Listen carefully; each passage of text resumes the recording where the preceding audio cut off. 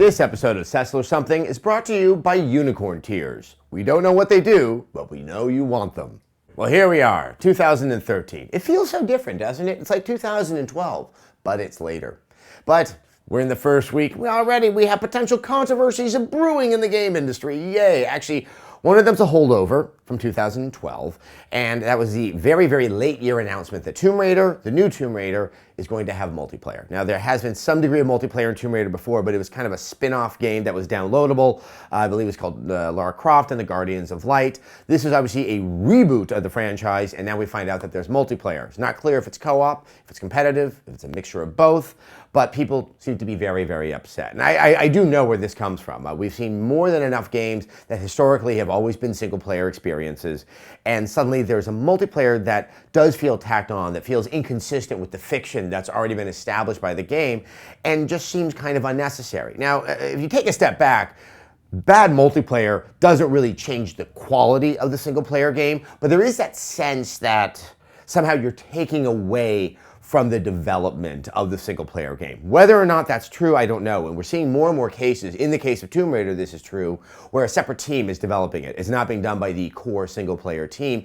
And we don't know if the money that was given over for the multiplayer could have been available to overdevelop, to further develop the single-player experience. But once again, those are understandable feelings. And if you really look at how you play multiplayer, it's not the same thing.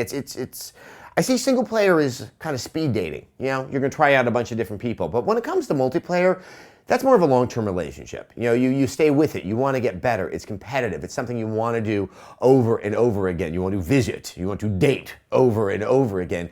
And with as many multiplayer offerings as there are out there, you see very, very few, especially the new ones, finding traction with a new large group of gamers.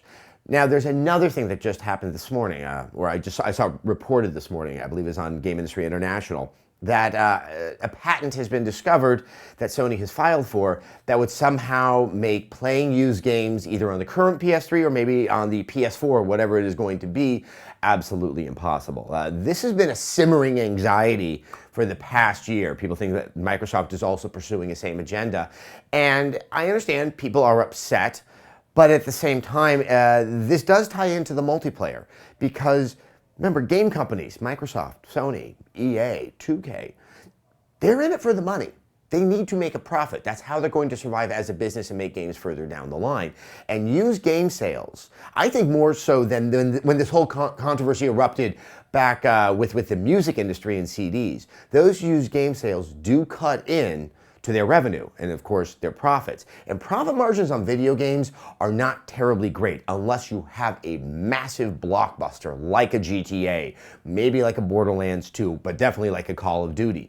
Then you start to see a lot of money come in. But for most games, those profit margins can be very, very narrow, and losing revenue to the publisher and actually royalties to the developer on used game sales make those margins all the more narrow, and they're trying to find a way that they can make money.